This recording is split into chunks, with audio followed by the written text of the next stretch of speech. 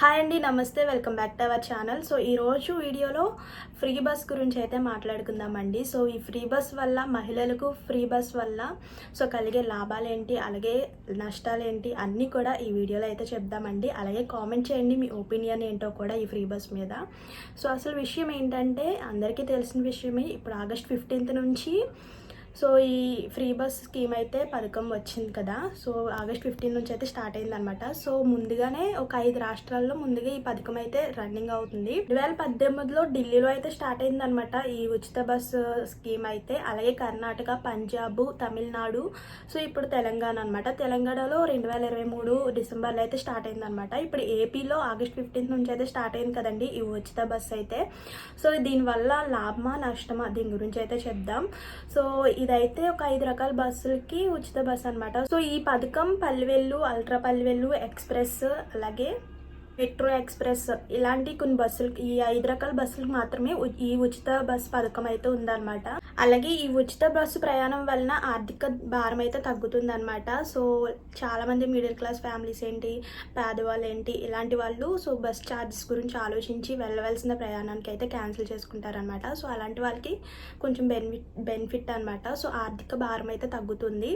అలాగే మహిళలు కూడా స్వతంత్రంగా వెళ్ళొచ్చు, రావచ్చు అండి. ఇప్పుడు జరుగుతున్న ఇన్సిడెంట్స్ చూస్తుంటే ఈ పథకం మంచిదే అనమాట. సో ఎందుకు నష్టాలు జరుగుతుంది, ఎందుకు చాలామంది అంటున్నారు అనమాట. సో ఈ ఉచిత బస్సు పెట్టడం వల్ల చాలా వేస్ట్ అసలు. సో ఈ ఉచిత బస్సు వంకతో ఇంకా డబ్బు అయితే వెళ్ళిపోతుంది. సో మనం ఒకటి ఆలోచించుకోవాలండి. ఒకటి ఉచితంగా ఇస్తున్నారంటే మన నుంచి ఏదో ఒకటి తీసుకోకుండా అయితే ఎవరు కూడా మనకి ఉచితంగా అయితే ఇవ్వరు కదా, ఫ్రీగా అయితే ఇవ్వరు. సో మన నుంచి ఏదన్నా ఎక్స్పెక్ట్ చేసి మన నుంచి ఏదన్నా నెక్స్ట్ తీసుకుంటారు అనుకుంటేనే మనకి ఫ్రీ అయితే ఇస్తారనమాట. ఈ ఉచితం ఇలాంటివి అయితే కల్పిస్తారు. అదొకటి ఆలోచించండి. చాలామంది అంటున్నారు కూడా. ఇంకా అలాగే ఈ ఉచిత బస్సు వల్ల ఈ రాష్ట్రానికి కూడా చాలా నష్టమే పెరుగుతుంది అనమాట. సో భారం అయితే పెరుగుతుంది అనమాట.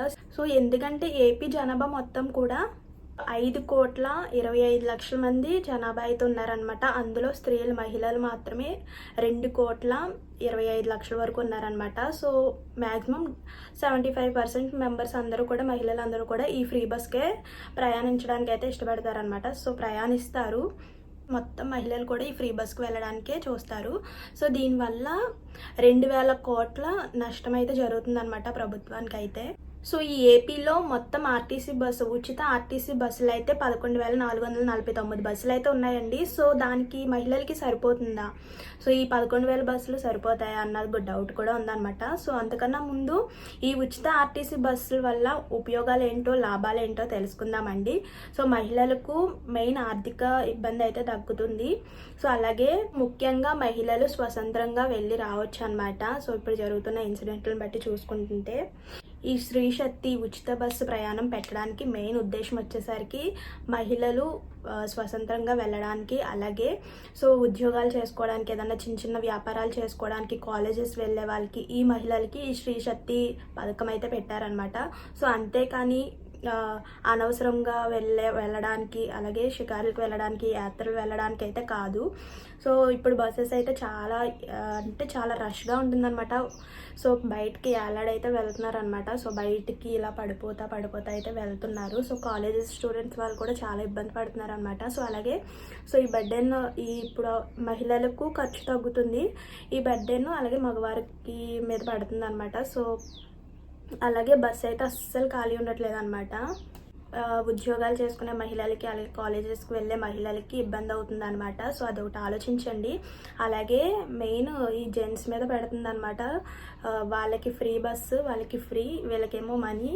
సో ఆ బెడ్డెన్ కొంచెం మగవారి మీద కూడా పడుతుంది అనమాట. అలాగే మెయిన్ 2,000 కోట్ల నష్టపోతుంది అనమాట. సో నష్టపోతుందంటే తీసుకోకుండా అయితే ఉండరు. సో ఈ ఫ్రీ బస్ ఉండొచ్చా, ఉండకూడదా, సో దీనివల్ల ఏంటి అన్నది కూడా మీ ఉద్దేశం, మీ ఒపీనియన్ కూడా కామెంట్ సెక్షన్లో పెట్టండి. సో కామెంట్ చేయండి, ప్రతి ఒక్కరు కామెంట్ చేయండి. దీనివల్ల ఉపయోగాలు ఏంటో, అలాగే నష్టాలు ఏంటి, సో ఈ బస్సు ఉండొచ్చా, ఈ ఫ్రీ బస్సు పథకం ఉండొచ్చా, ఉండకూడదు అన్నది కూడా చెప్పండి.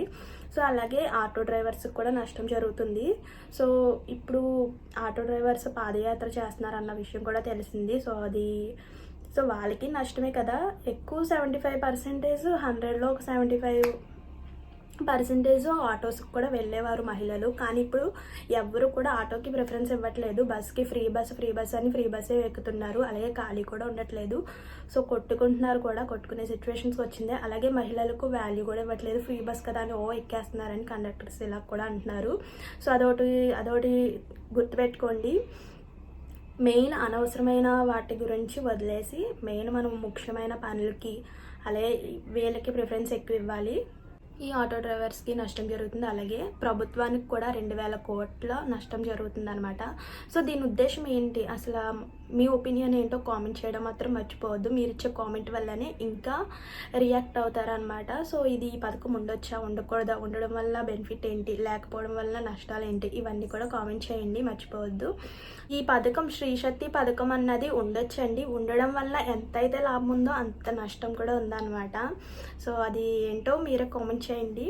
సో ఇదండి ఈరోజు ఉచిత బస్సు ప్రయాణం గురించి అయితే మాట్లాడుకున్నాం కదా. సో మీ ఒపీనియన్ కామెంట్ చేయండి. వీడియో మాత్రం లైక్ చేయడం మాత్రం మర్చిపోవద్దు. సో మీరు ఇచ్చే లైక్ వల్లనే ఇంకొంతమందికి రీచ్ అవుతుంది. అలాగే మీ ఒపీనియన్ తెలుస్తుంది, వాళ్ళ ఒపీనియన్ కూడా తెలుస్తుంది అనమాట. సో ఈ ఉచిత బస్సు ప్రయాణం గురించి సో తప్పకుండా లైక్ చేయడం మాత్రం మర్చిపోవద్దు. Please to like, share and subscribe. Thank you for watching. Bye.